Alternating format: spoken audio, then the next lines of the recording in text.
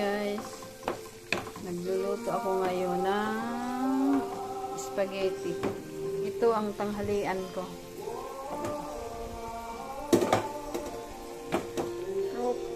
Ayan, nalagay ko na.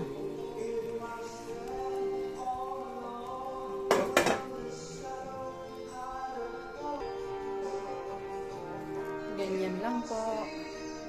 Ay, nakalimutan ko yung ano. May mushroom. Ayaw kasi ngayon kumain ng masyadong maraming tomato sauce.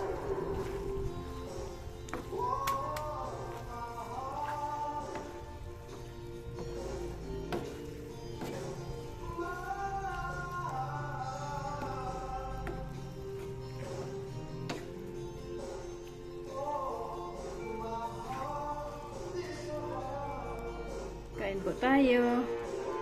Yan ang aking tanghalian sa ngayon. Ayoko muna magkanin.